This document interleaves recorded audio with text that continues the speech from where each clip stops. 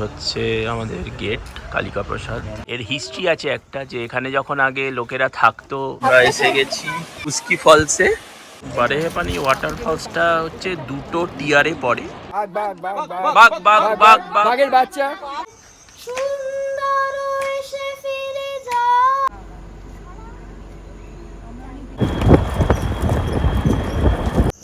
বিজন ঘরে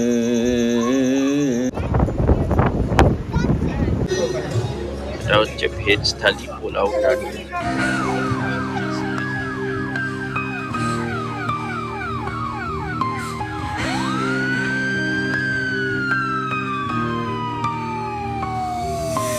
City lights flicker where the sinners play preacher. Graffiti scriptures on train cars and steel messenger. Cobblestone pathways, souls caught in a shuffle. Every breath's a gamble. আমাদের যাত্রা হলো শুরু। আমরা এখন বাজে হচ্ছে 12:02। আমাদের আজকে দেরি হলো বেরোতে। নর্মালি আমরা যেটা করি যে সকাল সকাল বেরিয়ে যাই ওড়িশার কোনো স্পটে যাওয়ার থাকলে। তো এখন আমরা বেরোচ্ছি। বেরিয়ে আমি ইয়ালিকে পিক আপ করবো।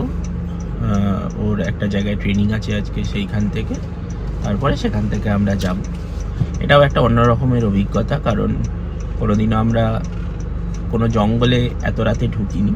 যেহেতু আমরা শিমলিপাল যাচ্ছি, তো যেহেতু জঙ্গলের মধ্যে থাকবো আমরা, এটা একটা নতুন অভিজ্ঞতা। শিমলিপালে গিয়ে কি আমরা বাঘ দেখতে পাবো নাকি পুরোটাই একটা মিথ? এই প্রশ্নটা নিয়েই শুরু হয়েছিল এবারে আমাদের ট্রিপ। এবারে ওড়িশা, আর এবারের গন্তব্য শিমলিপাল ন্যাশনাল পার্ক।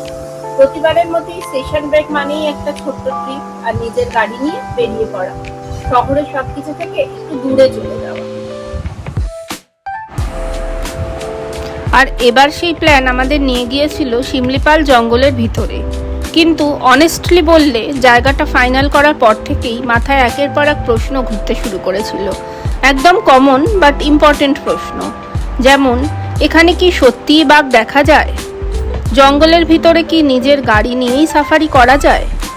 কোনো আলাদা নিয়ম আছে নাকি? কোন গেট দিয়ে ঢোকা সবচেয়ে ভালো হবে? আর যদি কোনো কারণে একটু দেরি হয়ে যায় তাহলে কি আমাদের ঢুকতে দেবে? কতদিন থাকলে জায়গাটা ঠিকমতো কভার করা পসিবল? মোবাইল নেটওয়ার্ক আছে কিনা? এরকম আরও অনেক প্রশ্ন মাথায় ঘুরছিল। আসুন প্রথমেই এই প্রশ্নগুলোর উত্তর আমাদের এই অভিজ্ঞতা থেকে দেওয়ার চেষ্টা করি। শিমলিপাল ন্যাশনাল পার্ক ওড়িশার ময়ূরভঞ্জ জেলায় অবস্থিত। প্রায় 2750 স্কোয়ার কিলোমিটার জায়গা জুড়ে বিস্তৃত একটি বায়োস্ফিয়ার রিজার্ভ। বায়োস্ফিয়ার রিজার্ভ বলছি কারণ এই পুরো এলাকাটি 3টি ভাগে ভাগ করা: কোর জোন, বাফার জোন আর ট্রানজিশন জোন। এর মধ্যে কোর জোন প্রায় 1200 স্কোয়ার কিলোমিটার জুড়ে, আর এই অংশটাই সবচেয়ে ডেন্স জঙ্গল। মূলত ওয়াইল্ড অ্যানিমালসরা এই কোর জোনেই থাকে। শিমলিপালে মোট 32টা বাঘ আছে, তাই বুঝতেই পারছেন টাইগার সাইটিং এর প্রবাবিলিটি ঠিক কতটা হতে পারে। সাফারি মূলত এই কোর জোনেই হয়, আর এখানে কিন্তু নিজের গাড়ি নিয়ে যাওয়া যায় না। কোর জোন সাফারি করতে হলে আপনাদের ওটিডিসির ডেজিগনেটেড সাফারি গাড়ি নিতে হবে। এবার আসি বাফার আর ট্রানজিশন জোনে। এই অংশগুলোতেই মূলত ওটিডিসির নেচার ক্যাম্পগুলো রয়েছে, আর আছে অনেক ছোট ছোট গ্রাম যেখানে ওড়িশার বিভিন্ন ট্রাইবাল কমিউনিটির মানুষজন বাস করে। বাফার জোনে কিন্তু আপনারা নিজের গাড়ি নিয়ে ঘুরতে পারবেন, তবে কন্ডিশন হলো গাড়ির গ্রাউন্ড ক্লিয়ারেন্স 180 mm এর বেশি হওয়া দরকার, আর গাইড অপশনাল। এই বাফার জোনেই রয়েছে বেশ কিছু সুন্দর ওয়াটারফল, যেখানে আপনি নিজের গাড়ি নিয়েই পৌঁছে যেতে পারবেন, আর আমরাও তাই করেছিলাম। শিমলিপালে ঢোকার মূলত 2টি এন্ট্রি গেট আছে। একটা পিথাবাটা গেট, যা বাড়িপাদার কাছে, আর কলকাতা থেকে গেলে এটাই নিয়ারেস্ট এন্ট্রি পয়েন্ট। আর একটা হলো কালিকা প্রসাদ গেট, যা যোশীপুরের কাছে, ঝাড়খণ্ডের দিকে। এবার আসি নেচার ক্যাম্পগুলোর কথায়। ওটিডিসির মোট 5টা নেচার ক্যাম্প আছে: বারেহি পানি, জামুয়ানি, কুমারী, গুড়গুড়িয়া আর রামাতীর্থ। এর মধ্যে বারেহি পানি, কুমারী আর গুড়গুড়িয়া যেতে হলে আপনাদের পিথাবাটা বা কালিকা প্রসাদ গেট দিয়েই ঢুকতে হবে। তাই আপনাদের কোনো কারণে লেট হলে এই 3টি জায়গায় ঢুকতে সমস্যা হতে পারে। কিন্তু জামুয়ানি ক্যাম্প এই 2 গেটের বাইরে হওয়ায় আপনারা এখানে যে কোনো সময় ঢুকতে পারেন। আমরা তো সন্ধে 7টার পরে এন্ট্রি করেছিলাম, কোনো অসুবিধা হয়নি। তবে একটা ইম্পর্টেন্ট জিনিস, এখানে মোবাইল নেটওয়ার্ক খুবই লিমিটেড, মূলত শুধু বিএসএনএলই ঠিকঠাক কাজ করে। তাই যদি রাতে এন্ট্রি করার প্ল্যান থাকে, আগে থেকেই ম্যাপ ডাউনলোড করে রাখা খুব জরুরি।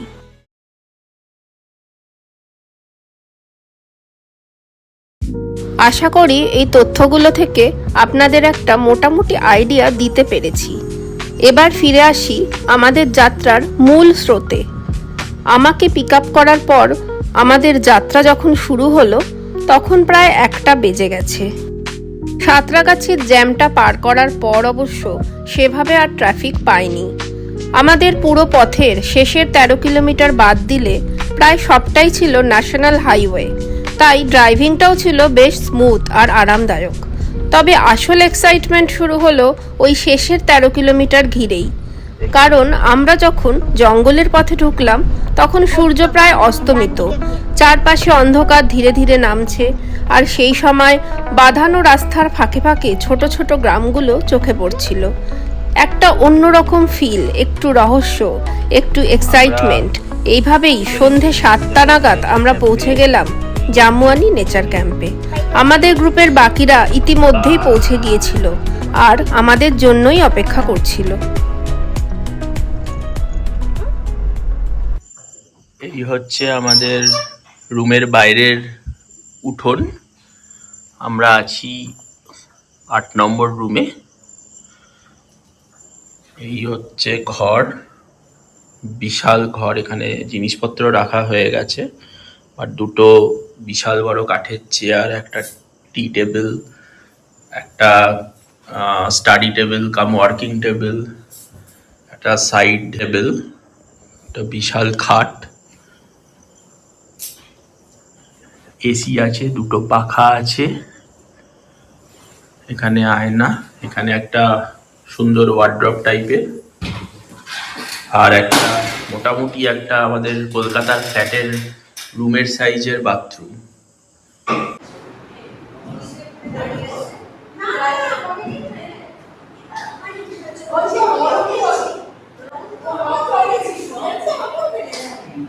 এদিকে আরেকটা এক্সটেন্ডেড ডিনার।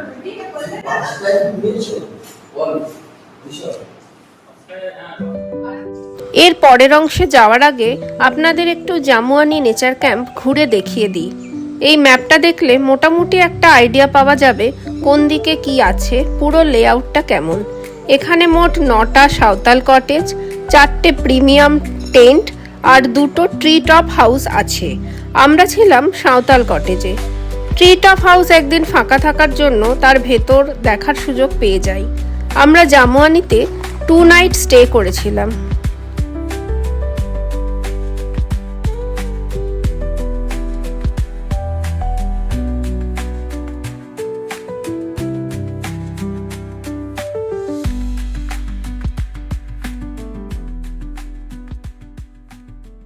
ঢুকেই বাদিকে পড়বে হচ্ছে এই ডাইনিং হল, আর এই হচ্ছে বিভিন্ন কটেজে যাওয়ার রাস্তা। আমাদের ডান দিকে পার্কিং প্লাস ট্রি হাউসগুলো আছে, আর বাদিক দিয়েও যাওয়া যাবে, এদিক দিয়েও যাওয়া যাবে। এদিকে একটা ট্রি হাউস আছে, আর ওই দিকে দূরে ওই দিকে দূরে হচ্ছে সাঁওতাল কটেজ।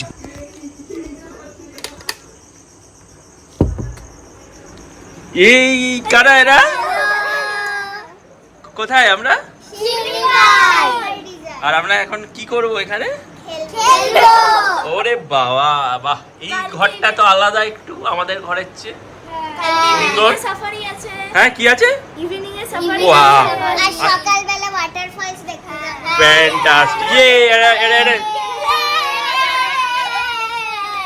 আচ্ছা, আমরা ডিনারে চলে এসেছি। কি খাচ্ছ তুমি? রুটি, মাংস, ডাল আর আলু ভাজা। ঠিক আছে। কি মাংস বল দিশি আবার তোর আবার রাইস নাকি? আমার রাইস। ও, বেশিরভাগই তো রাইস। হ্যাঁ, আমার রুটি। ও, তোর রুটি। আর সুইটির?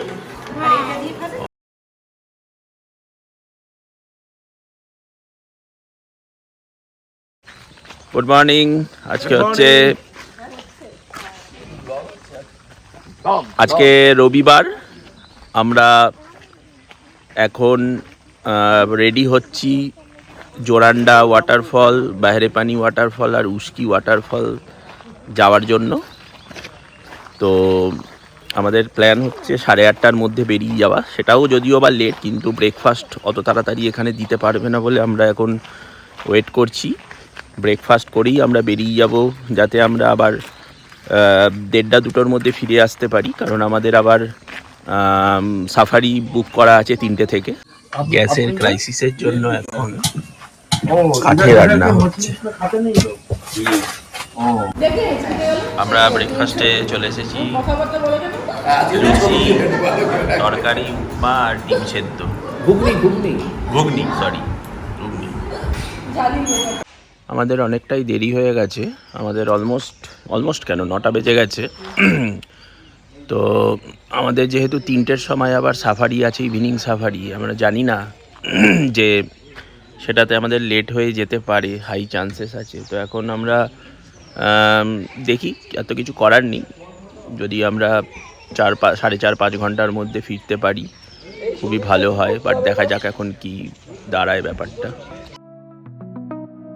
গতকাল রাত হয়ে যাওয়ার জন্য আমরা এই রাস্তাটা সেভাবে দেখতে বা ফিল করতে পারিনি, কিন্তু আজ দিনের আলো এসে জায়গাটাকে একদম নতুন করে দেখলাম। আসলে এই জায়গা থেকে কালিকা প্রসাদ গেট প্রায় 20 কিলোমিটার দূরে, আর এই পথটা কভার করতে আমাদের মোটামুটি 45 মিনিটের মতো সময় লেগেছিল। আমরা পুরো রাস্তা গুগল ম্যাপ ফলো করেই এসেছিলাম, কোথাও কোনো অসুবিধা হয়নি, আর রুটটাও বেশ সিনিক ছিল।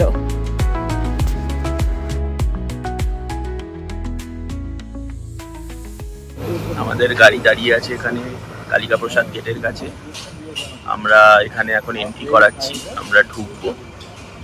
এই হচ্ছে আমাদের গেট কালিকা প্রসাদ। আমরা একটা গাইড নিয়েছি, যেহেতু আমাদের এখন কোনো সিট নেই গাড়িতে, সব সিটই অকুপায়েড। ওই জন্য এখন আমরা যেটা করছি যে একজন গাইডকে বললাম, উনি ওনার বাইক নিয়ে যাবেন, 700 রুপিস নেবেন উনি, আর আমাদের আগে যাবেন, কারণ এখানে আমাদের টাইমটা খুব টাইট, আর আমাদের এখানে সময় নষ্ট করলে চলবে না। ওই জন্য আমরা, যাতে সময় নষ্ট না হয়, ওই জন্য আমরা গাইড নিয়ে নিলাম। আর এখন আমরা এন্ট্রি করছি, এবার আমরা এগিয়ে যাব। আমরা যখন জঙ্গলের মধ্যে ঢুকলাম তখন প্রায় 10টা বেজে গেছে। একটা জিনিস প্রথমেই বুঝতে পেরেছিলাম, এই গেট দিয়ে খুব বেশি ট্যুরিস্ট ঢোকেন না, তাই পুরো জায়গাটার একটা আলাদা শান্ত আনটাচড ফিল আছে। যাই হোক, এখান থেকেই শুরু হলো আমাদের প্রকৃত অরণ্য অভিযান। লাল মাটির রাস্তা, দুপাশে বিশাল বিশাল শাল শিমুল গাছ, আর মাঝে মাঝে চোখে পড়ছে বিভিন্ন ট্রাইবাল গ্রামের মানুষজন।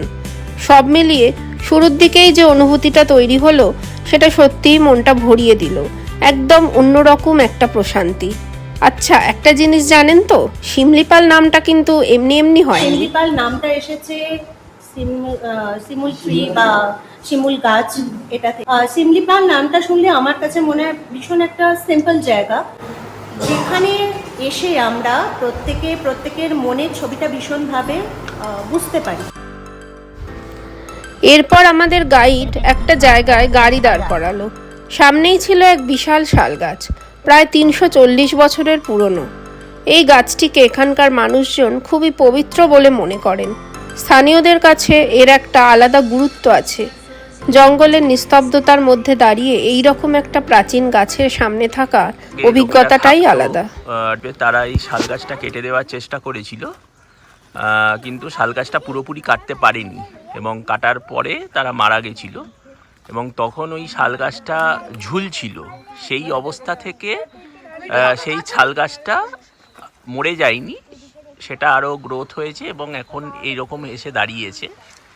তো গাছ যেহেতু বাড়ে, নিচ থেকে কাটিংটা হয়েছিল, কিন্তু সেটা এখন বাড়তে বাড়তে গিয়ে এই ওপরটায় গিয়ে দাঁড়িয়েছে। তো এখানকার লোকেরা এখন এখানে পুজো করে এই জিনিসটাকে। ভিডিও हो रहा है, आप थोड़ा घुमा दीजिए इधर उधर। अरे वैसे घुमा दीजिए, नहीं वैसे नहीं।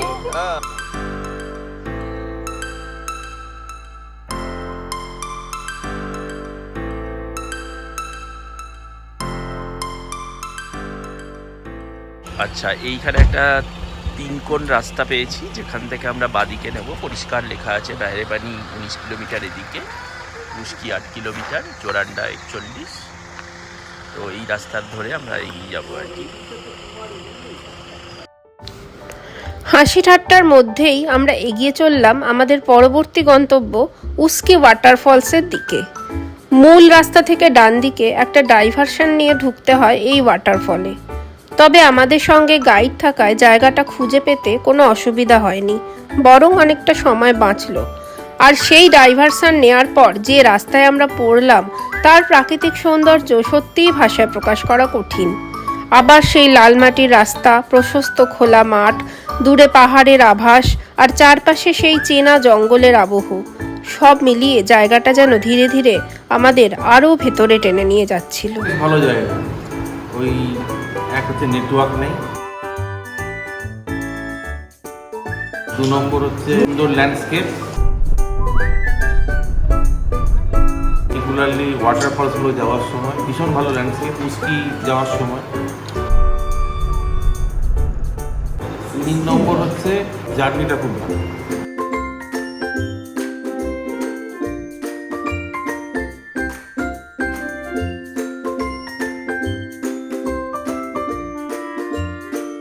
উস্কি ওয়াটারফলে আমরা যখন পৌঁছালাম তখন প্রায় 11:30 বেজে গেছে। এটি তৈরি হয়েছে বুধাবলাঙ্গা নদীর একটি শাখা ভান্ডন নদী থেকে। সবচেয়ে ভালো লাগার ব্যাপারটা হলো এখানে আপনি খুব কাছ থেকে ওয়াটারফলটা উপভোগ করতে পারবেন, এমনকি চাইলে এখানে নেমে স্নানও করা যায়। আমরা গাড়ি রেখে এখন এগিয়ে চলেছি। এই রাস্তাটা নতুন করেছে, এই বছরই নতুন করেছে রাস্তাটা। আমরা যাচ্ছি কালিকা প্রসাদ গেট থেকে। আমরা যে রাস্তাটা ধরে আসলাম এবং উস্কি আসার জন্য অ্যাকচুয়ালি আমাদের ডান দিকে নিতে হতো 2.5 কিলোমিটার। সেই রাস্তাটা নিজেদের গাড়ি করে আসতে একটু প্রবলেম্যাটিক, বাট আসা যাচ্ছে, গেছি এবং আমরাও এসেছি। হ্যাঁ, বাট একটু সাবধানে আসতে হবে, কারণ ওটা মোটামুটি ওয়ান ওয়ে দেখে আসতে হবে। উল্টো দিক থেকে গাড়ি আসলে গাড়ি পাস করতে পারবে কিনা সেইগুলো করে। আর এখন যেটা বললাম, এই রেলিং দিয়ে সুন্দর রাস্তা করে দিয়েছে বলে সুবিধা খুবই।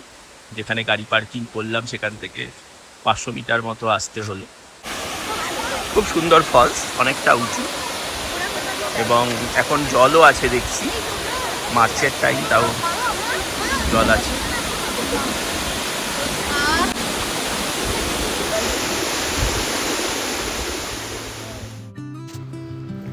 উস্কি ফলস দেখে যখন বেরোলাম তখন প্রায় দুপুর 12টা বেজে গেছে। এরপর আমাদের পরবর্তী গন্তব্য বারেহিপানি ওয়াটারফল, যেখানে পৌঁছাতে আরও 40 মিনিটের মতো সময় লাগবে। এখানে একটা জিনিস বলে রাখা ভালো, আমরা প্রথমে প্ল্যান করেছিলাম উস্কি, বারেহিপানি আর জোরান্ডা ওয়াটারফল, এই 3টে ওয়াটারফলই কভার করব। কিন্তু এন্ট্রি গেটে ফরেস্ট অফিসাররা আমাদের আগে থেকেই জানিয়ে দিয়েছিলেন এই সময়ের মধ্যে জোরান্ডা কভার করা সম্ভব নয়। তাই জোরান্ডা যদি প্রপারলি কভার করতে চান তাহলে পুরো একটা দিন আলাদা করে রাখাই ভালো এই ওয়াটারফলগুলোর জন্য।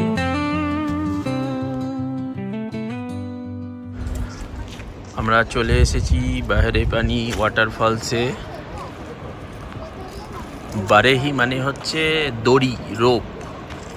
তো এই ওয়াটারফলটাকে একটা দড়ির মতো দেখতে লাগে দূর থেকে, তাই এই ওয়াটারফলটার নাম হচ্ছে বারেহিপানি। বারেহিপানি ওয়াটারফলসটা হচ্ছে 2টো টিয়ারে পড়ে, একটা ফার্স্ট টিয়ার আর একটা এই যে এখানে একটা ধাক্কা খেয়ে সেকেন্ড টিয়ারে পড়ছে। তো 2টো টিয়ারে পড়ে, টোটাল 399 মিটার হাইট। আর নিচে যে নদীটায় পড়ছে সেটা হচ্ছে বুধাবলাঙ্গা রিভার।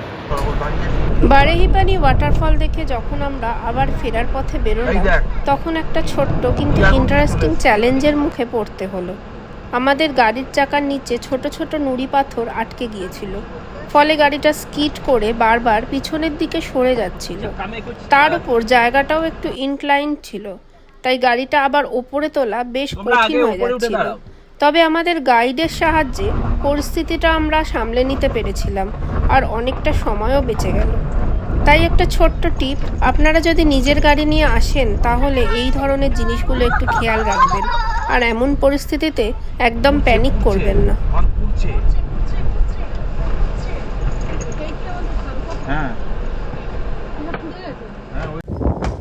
এই বেহেরেপানি ওয়াটারফলস থেকে আসলাম। এখানে জেনারেলি যারা হোলডে ট্যুর করে এখানে লাঞ্চ করে। দুর্গা হোটেল বলে এখানে একটা হোটেল আছে, তারপরে বারজু হোটেল বলে আছে। আর আমাদের গাড়ি থামানো হয়েছে তার কারণ একটাই, আমরা এখানে কি খাবো, শালপাতা পোড়া চিকেন। পার চিকেন হচ্ছে 50 টাকা করে। কতটা আছে তো তার দিয়ে বাঁধা ফয়েল থাকে না রে, ফল থাকে না। এটা হচ্ছে আমাদের যেটা খাই, কি যেন বলে আমরা, বাম্বু।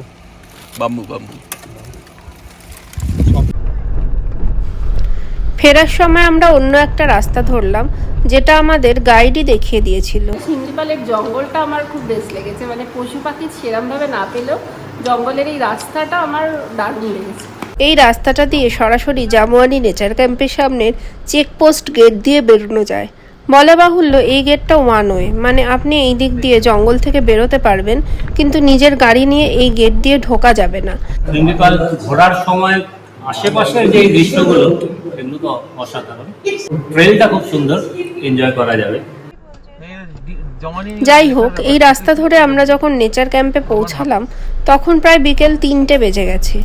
তবে আমাদের জানানো হলো যে আমাদের সাফারি যদি 30-35 মিনিট দেরিতে শুরু হয় তাতেও কোনো সমস্যা হবে না। তাই আমরা দ্রুত লাঞ্চটা সেরে নিলাম, যেটা আমাদের জন্য আগেই রেডি করে রাখা ছিল।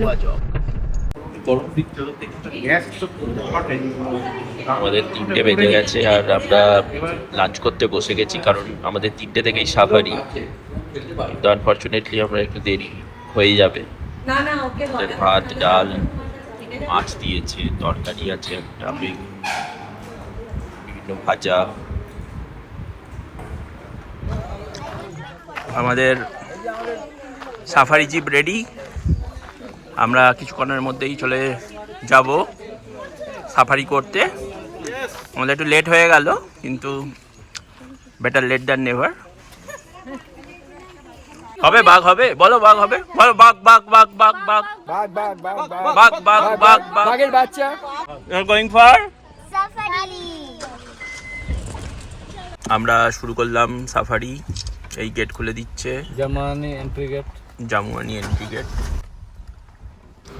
জামুয়ানি গেট দিয়ে ঢোকার কিছুক্ষণ পরেই শুরু হলো কোর এরিয়া। আমরা যাচ্ছিলাম চাহালার দিকে। আমাদের গাইড আমাদের খুব সংক্ষেপে বুঝিয়ে দিলেন জঙ্গল সাফারি করার সময় কি করা উচিত আর কি করা উচিত নয়। তার মধ্যে একটা খুব গুরুত্বপূর্ণ বিষয় হলো, সাধারণত পাগমার্ক দেখে বোঝা যায় কোনো এলাকায় বাঘের রিসেন্ট মুভমেন্ট হয়েছে কিনা, কিন্তু শিমলিপালের এই দিকটায় পাগমার্ক দেখে নয়, বরং বার্কিং ডিয়ারের ডাক আর গ্রে লাঙ্গুরদের আচরণ দেখেই বোঝা যায় আশেপাশে বাঘ থাকতে পারে কিনা।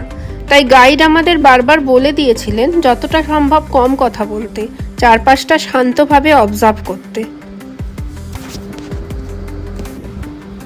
কিছুটা এগোনোর পরেই আমরা পৌঁছে গেলাম চাহালা ফরেস্ট রেস্ট হাউসের কাছে। এখানে একটা নির্দিষ্ট স্টপিং পয়েন্ট আছে, আপনারা চাইলে এখানেই একটু বিরতি নিতে পারেন, ওয়াশরুমও ইউজ করতে পারেন। আর এই জায়গাটার একটা বিশেষত্ব হলো এখানে অনেকগুলো সল্ট পিট তৈরি করা আছে, যেগুলো মূলত বিভিন্ন অ্যানিমালসদের অ্যাট্রাক্ট করার জন্য। আমরাও বেশ কিছু ইন্টারেস্টিং স্পটিং পেলাম। স্পটেড ডিয়ার তো ছিলই, সাথে কিছু রেয়ার পেলকেপ্ট পিজিয়ানও দেখতে পেলাম। এছাড়াও একটা ইন্ডিয়ান জায়ান্ট স্কুইরল চোখে পড়েছিল, তবে দুঃখের বিষয় সেটাকে ক্যামেরায় ধরতে পারিনি। এরপর আমরা আরও একটু কোর এরিয়ার ভেতরের দিকে ঢুকে পড়লাম। সেখানেই হঠাৎ চোখে পড়ল একটা রেড জাঙ্গল ফাউল। আরও একটু দূরে দেখতে পেলাম একটা বার্কিং ডিয়ারকেও। শিমলিপাল খুব ভালো লেগেছে, ফরেস্টটা খুবই ভালো লেগেছে। আমরা যে জিপ সাফারিটা করলাম, জিপে করে যে সাফারিটা অসাধারণ ছিল। এই কোর এরিয়াটা আমরা একটা বৃত্তাকার পথে ঘুরে আবার সেই স্টপিং পয়েন্টেই ফিরে এলাম। এবার এখানে একটু গাড়ি থামালাম, কারণ এখানেই একটা ওয়াচ টাওয়ার করা আছে। ওই ওয়াচ টাওয়ারে উঠে চেষ্টা করলাম চারপাশটা অবজার্ভ করতে, যদি কোনো ওয়াইল্ড লাইফ স্পটিং পাওয়া যায়। দিনের শেষে হয়তো আমরা বাঘ, হাতি বা খুব বড় কোনো অ্যানিমাল সাইটিং পাইনি, কিন্তু শিমলিপাল জঙ্গলের এই ব্যাপ্তি, এত বায়োডাইভার্সিটি সত্যিই মনে একটা আলাদা ছাপ ফেলে গেল। সব পাহাড়ি যেমন কাঞ্চনজঙ্ঘা নয়, এরকম সব জঙ্গলের মধ্যেই বাঘ খোঁজার কোনো দরকার নেই। কিন্তু যদি জঙ্গলটাকে ভালোবাসা যায়, শিমলিপাল খুব ভালো জায়গা।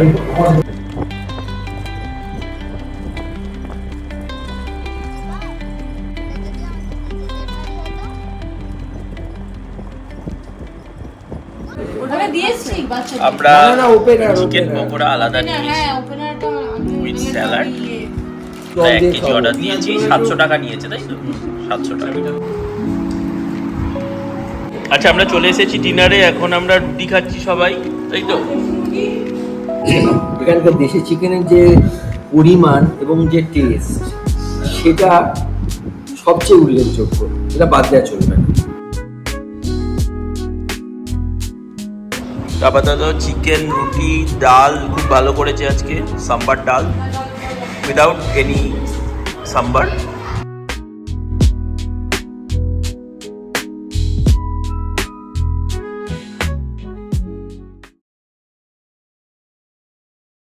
boast of heraldry, pomp of power, and all that beauty, all that wealth ever gave, awaits alike the inevitable hour. Paths of glory lead but to the grave. আমরা এবার বেরিয়ে যাচ্ছি, আমাদের চাঁদিপুর যেতে হবে। আমাদের একটু দেরি হয়ে গেল, অলমোস্ট 11টা বেজে গেছে। আমাদের 10টার মধ্যে বেরোবো ভেবেছিলাম, বাট ঠিক আছে, আজকের দিনটা লেজার, তো সেরকম কোনো তাড়াহুড়ো নেই। তো আমরা এখন বেরিয়ে যাব টু চাঁদিপুর। জামুয়ানি নেচার ক্যাম্প থেকে চাঁদিপুরের দূরত্ব প্রায় 175 কিলোমিটার। এই পথটা পেরোতে সময় লাগে মোটামুটি 4 ঘন্টার একটু বেশি। শিমলিপাল ছেড়ে বেরোতে গিয়ে মনে হচ্ছিল যেন অজান্তেই জঙ্গলের শান্তিটা কোথাও মনের মধ্যে রয়ে গেল। আমাদের ইচ্ছা ছিল মাঝপথে যদি কোনো ভালো স্পট পাই তাহলে সেখানে একটু থামবো, আর ঠিক সেরকমই একটা জায়গা আমরা খুঁজে পেলাম। আচ্ছা, এটা একটা আমরা ডিট্যুর করলাম হালাদিয়া ড্যাম। মানে নর্মালি আমরা মনে হয় না এখানে কোনো ট্যুরিস্ট আসে, বাট আমাদের যেহেতু নিজেদের গাড়ি আছে, তো আমরা এই জায়গাটায় আসলাম। বেশ ভালো সাজানো গোছানো জায়গা। এরকম একটা লেক আছে এবং ওইখানটায় লক গেটটা করা আছে। এখান দিয়ে গেলে হবে আর কি। খুব সুন্দর জায়গাটা, খুব সুন্দর। এখানে একটা ইগল টাইপের করা আছে, মাঝখানে একটা গাছ আছে, which is a very unique position. তার মানে জলের ডেপথ অনেক কম। জলের ডেপথ অনেক কম।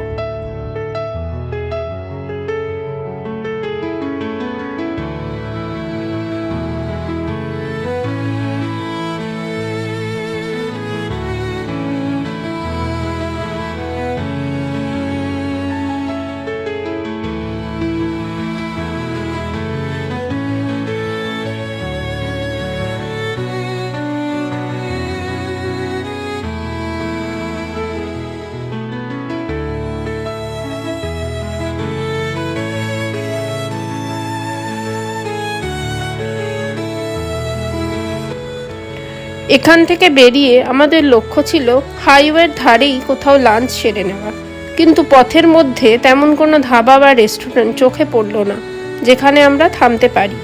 শেষমেশ যেটা পেলাম সেটা প্রায় চাঁদিপুরের কাছাকাছি, তাই লাঞ্চ করতেও আমাদের একটু দেরি হয়ে গেল। লাঞ্চের পর আমরা আবার আমাদের গন্তব্যের দিকে এগিয়ে চললাম। এখান থেকে আর মাত্র 30 মিনিটের পথ। আচ্ছা, একটা কথা বলি, হঠাৎ শিমলিপাল ঘোরার পর আমরা চাঁদিপুর বিচকে কেন বেছে নিলাম? মূলত দুটো কারণ ছিল। একটা, শিমলিপালের ওই 2 দিনের ডিজিটাল ডিটক্স থেকে বেরিয়ে একটা রাত একটু অন্যভাবে উপভোগ করা, আর দ্বিতীয়টা চাঁদিপুরের সমুদ্র সৈকতে এই গ্রুপটার সঙ্গে একটু নির্ভেজাল আড্ডা মেশানো সময় কাটানো। চাঁদিপুর বিচে যতগুলো হোটেল আছে তার মধ্যে বিচের একেবারে ধারে অবস্থিত হোটেলের সংখ্যা খুবই কম, আর সেই কয়েকটা অপশানের মধ্যেই একটি হলো পূর্বী বিচ রিসর্ট। হোটেলের রুমগুলো খুব আহামরি কিছু না হলেও বেসিক সব সুবিধাই এখানে পেয়ে যাবেন। তবে আমার মতে শুধু রাতের ঘুমটা রুমে সেরে বাকি যে সময়টা আপনি হোটেলে আছেন সেটা পুরোটা কাটানো উচিত হোটেলের গার্ডেনে, কারণ সেখানে সুন্দরভাবে বসার জন্য বিভিন্ন সিটিং অ্যারেঞ্জমেন্ট করা আছে।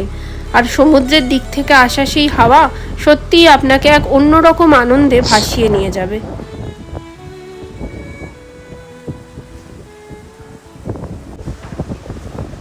বড় ঘর নয়, একটা সাইড টেবিল, বড় বিছানা, একটা টেবিল আছে, টিভি আছে, আয়না আছে, এসি আছে।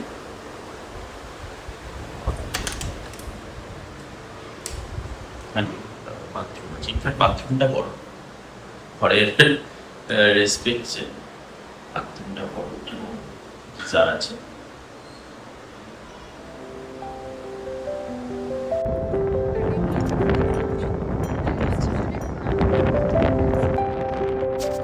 সন্ধে নামার আগেই আমরা বিচের ওপর দিয়েই হেঁটে চলে গেলাম এখানকার লোকাল মার্কেটের দিকে। মার্কেটটা খুব বড় কিছু নয়, কিন্তু সেই সমুদ্রের হাওয়া মেশানো হাঁটা, তার সঙ্গে গল্প, একটু চা খাওয়া, সব মিলিয়ে জমে গেল আমাদের সন্ধেটা।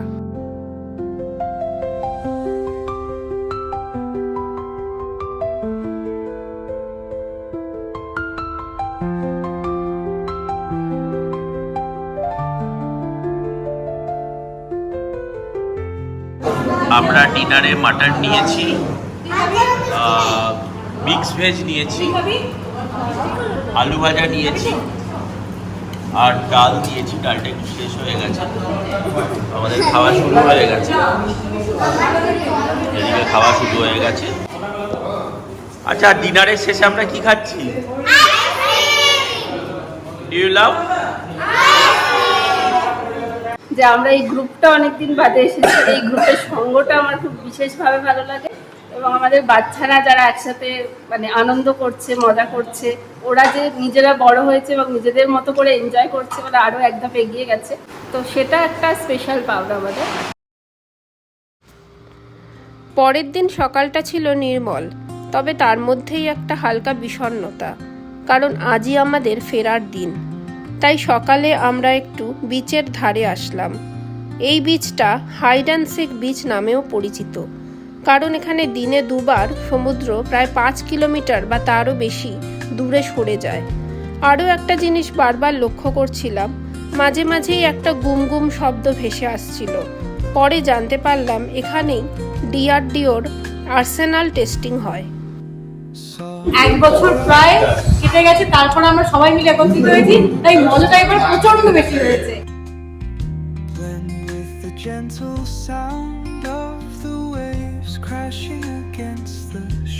অসম ভিউ, অসম খাওয়া দাওয়া আর গ্রুপ ঘুরে। পূর্বী বিচ রিসর্ট থেকে চেক আউট করে আমরা যখন বেরোলাম তখন প্রায় সকাল 11টা বেজে গেছে। আগেই ঠিক করা ছিল ফেরার পথে কোথাও একটা দোকান দেখে দাঁড়িয়ে ছানা পোড়া কিনবো, আর খুব বেশি দূরে যেতে হলো না, একটু এগোতেই একটা ভালো দোকান পেয়ে গেলাম।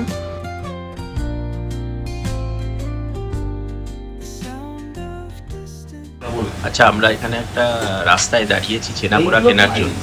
এনাদের 80 বছরের পুরনো দোকান এবং 3rd জেনারেশন ওনার। বিভিন্ন রকমের ছেনাপোড়া প্রথমবার দেখলাম আর কি, বিভিন্ন রকমের, মানে সুগার থেকে শুরু করে ডেট জ্যাগারি, ম্যাঙ্গো, কেশর, ডার্ক চকলেট আর নর্মাল ছেনাপোড়া তো আছেই, খুব সুন্দর। ছানাপোড়া কিনে আমরা আবার রাস্তায় বেরিয়ে পড়লাম। এরপর একটানা ড্রাইভ, মাঝে মাঝে 2-1 পশলা বৃষ্টিও পেলাম, যা পুরো জার্নিটাকে আরও এনজয়েবল করে তুলেছিল। লাঞ্চের সময় অনুযায়ী আমরা আগেই খড়গপুরের কাছে একটা জায়গা ঠিক করে রেখেছিলাম, রাজবাড়ি। তবে সত্যি বলতে জায়গাটা যে এতটা রাজকীয় হবে সেটা একেবারেই ধারণা ছিল না। এক কথায় মনটা ভরে গেল।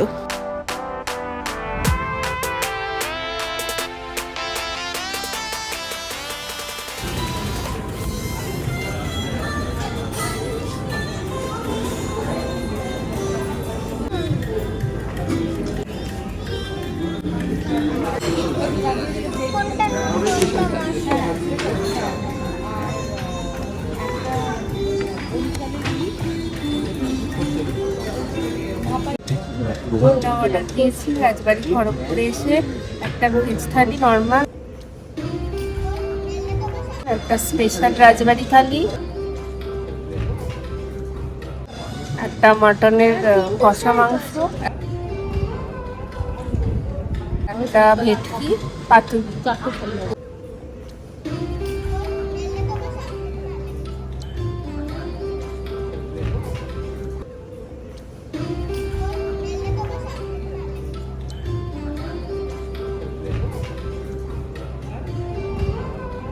একটা জায়গা ঘুরতে যাওয়ার পিছনে সাধারণত সেই জায়গাটাকে দেখার ইচ্ছা থাকে, অথবা বন্ধুদের সঙ্গে কিছু ভালো সময় কাটানোর আনন্দ। আমাদের ক্ষেত্রেও ঠিক সেটাই ছিল। কিন্তু শিমলিপালের ক্ষেত্রে শুধু ঘোরা বা আনন্দ করাই নয়, অনেক কিছু জানার আগ্রহও ছিল। তাই শিমলিপাল থেকে আমরা কি পেলাম বলতে গেলে সবার আগে আসবে এখানকার মানুষ, বিভিন্ন ট্রাইবস, জঙ্গলের পথ, গাছগাছালি, বিভিন্ন অ্যানিমালসের হ্যাবিট্যাট, ঝর্ণা, আরও কত কি সম্পর্কে নতুন করে জানা, আর অবশ্যই সেই সব কিছু নিজের চোখে দেখার অভিজ্ঞতা। তাই ফিরে আসার সময় হয়তো মনের মধ্যে একটা শূন্যতা তৈরি হয়েছিল, কিন্তু নতুন কিছু জানার কিছুটা পূর্ণতা প্রাপ্তিও হয়েছিল। আর সবশেষে এই ট্রিপের সবচেয়ে অমূল্য প্রাপ্তি ছিল বন্ধুদের সঙ্গে কাটানো সেই মুহূর্তগুলো আর তার স্মৃতি। সত্যজিৎ রায়ের গণশত্রুতে রবি ঘোষ একবার বলেছিলেন যে বাঙালির মনোপলি হলো আড্ডা, বাঙালির ইনভেনশন হলো আড্ডা। যদিও এই কোটটা আমি আমার কোনো একটা আগের ব্লকেও বলেছি, কিন্তু বারবার এই কথাটা মনে ভেসে ওঠে। শ্রীনগর হোক, সিমলা হোক, সুন্দরবন কিংবা শিমলিপাল, এই আড্ডাটাই হলো আমাদের যে কোনো ঘোরার প্রধান কেন্দ্রবিন্দু বা প্রধান আকর্ষণ। আর সেই আড্ডাটা যদি সঙ্গীত কেন্দ্রিক হয় তাহলে তো আর কোনো কথাই নেই। বিজন ঘরে নিশীত রাতে আসবে যদি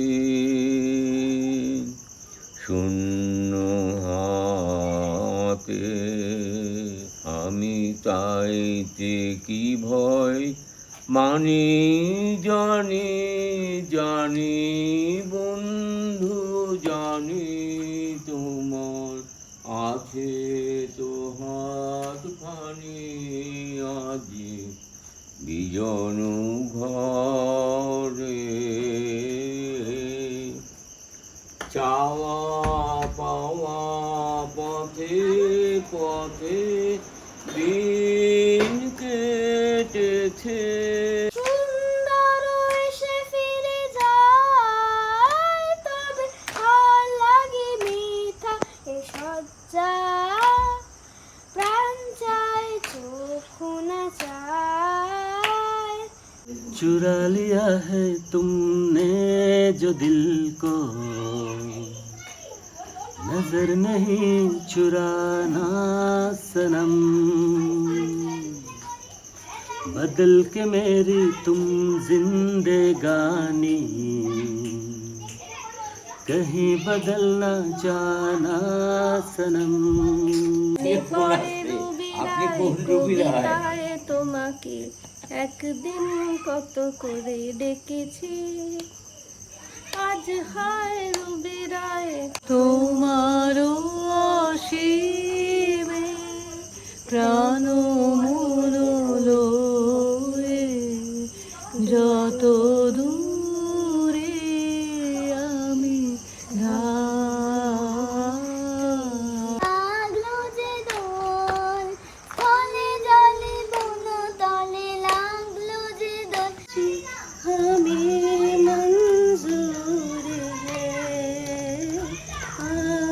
का ये फैसला कह रही है हर नजर बंदा परवर शुक्रिया।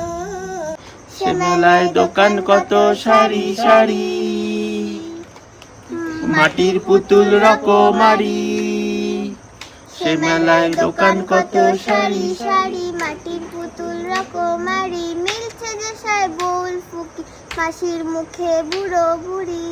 মোহনায় ফাগুনেরও মোহনায় মন মাতানো মহুয়ায়, রঙিনে বেহুর নেশা কোন আকাশে নিয়ে যায় ফাগুনেরও মোহনায়। পড়া ফেলে এক ছুটে রাস্তার মোড়ে, দেখি সাইরেন মিস করা দোকানিরা দেয় ঘড়িতে দম।